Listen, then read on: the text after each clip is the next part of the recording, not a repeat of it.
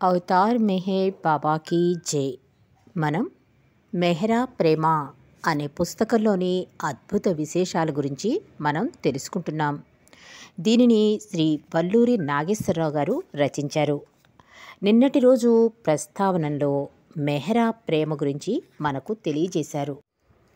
ఈరోజు విషయంలోకి వద్దాం. ముఖ్యంగా చెప్పుకోవాలంటే మన భారతదేశం ఆధ్యాత్మిక సంపన్న దేశం. ఎందరో మహామహులు జన్మించిన పుణ్య ప్రదేశం. అవతార పురుషుడు, సద్గురువులు యుగ యుగాల నుండి అరుదించిన దివ్య ప్రదేశం భారతదేశం.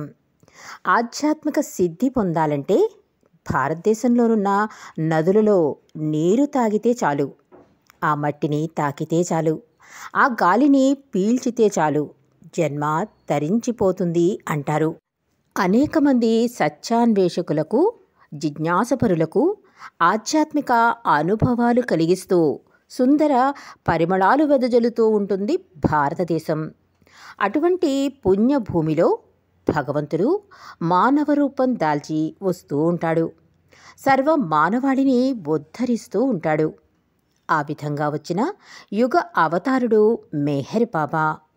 విశ్వ మానవ పరిధిలో ప్రేమను ప్రజ్వలింపజేసిన అవతారమూర్తి.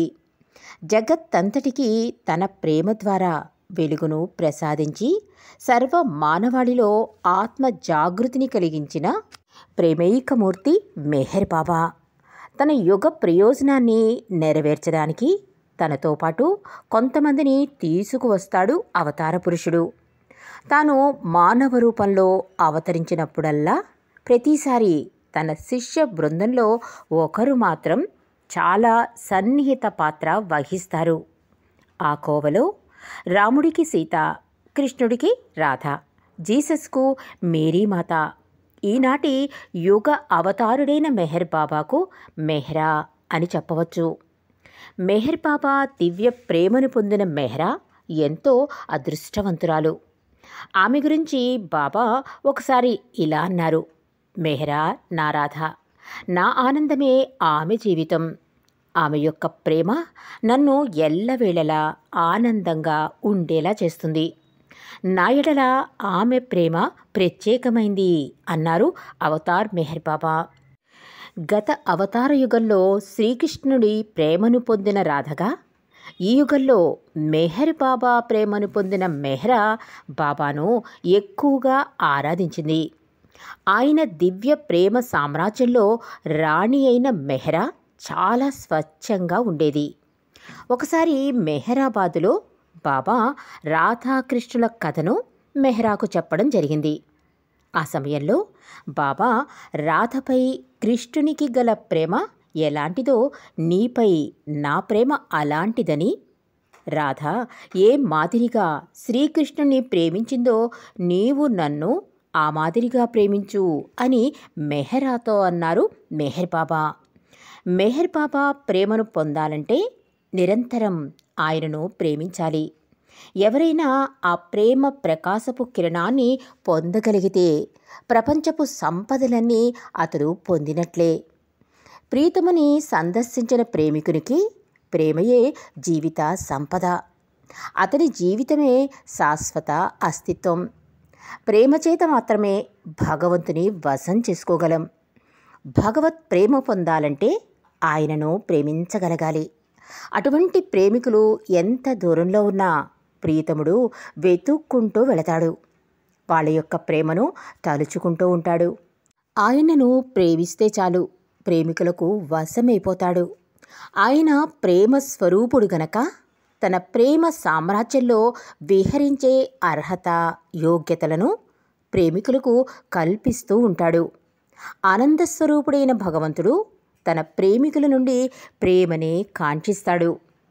కృష్ణుడు యమునా తీరంపై విహరిస్తూ గోపికల ఆనందమును, గోపికల పవిత్ర భావమును, గోపికల యొక్క ఉత్సాహమును తలుచుకుని తనలో తాను ఆనందిస్తూ పోతున్నాడు. అంత చిత్తశుద్ధి కలిగిన వారు ఆ గోపికలు. ఎవరేమన్ననో ఏ మాత్రం లెక్క చేయలేదు వాళ్ళు. వాళ్ళ హృదయాలు శ్రీకృష్ణుని చిత్తముపైనే హత్తుకుని పోయి ఉన్నాయి. గోపికల చిత్తము భగవంతుని రూపము, రెండు ఒకటిగా అయిపోయినాయి. గోపికల వంటి పరమ ప్రేమికులు జగత్తులో ఎక్కడా కూడా కానరారు. వీరి ఆనందాన్ని తలుచుకుంటూ తలుచుకుంటూ కృష్ణునిలోని ఆనందం బయటపడిపోయింది. ఆనందానికి ఒక రూపమున్నది. కృష్ణుడు ఎక్కడో రాధ అక్కడే. రాధాకృష్ణులు ప్రకృతి పరమాత్మ స్వరూపులు. రాధ ప్రకృతి స్వరూపం. రాధను తిప్పి చదివితే ధర అంటే ధరనే రాధ కనుక ఆ ప్రకృతి తత్వమైన రాధ కృష్ణుడికి సమీపంలోనే ఉన్నది. ఆ కృష్ణుని ఆనందమనే ప్రేమను తన లోపల చేర్చుకుందట. అప్పటినుంచి కృష్ణుడికి ఆనందమే లేదట. తన ఆనందమంతా రాధలో చేరిపోయిందని అప్పటి నుండి ఇప్పటి వరకు రాధ వెంటనే తిరుగుతున్నాడట శ్రీకృష్ణుడు. నా ఆనందాన్ని నాకిచ్చేయి అని. కనుకనే భగవంతుని ప్రేమ తత్వాన్ని నీవు అనుభవిస్తే ఆ భగవంతుడే నీ వెంట వస్తాడు. నీవు భగవంతుని వెంట పోనక్కర్లేదు. అది సరైనటువంటి ప్రేమ. అటువంటి ప్రేమనే భగవంతుడు కోరుకుంటాడు. రాధాకృష్ణుల ప్రేమ జగతికి ఆధారం. ఆనాటి రాధయే ఈనాటి మెహ్రా. మెహ్రా ప్రేమ అజరామరం. మరిన్ని మెహ్రా ప్రేమ విశేషాలను రేపు తెలుసుకుందాం. అవతార్ మెహర్ బాబా కీ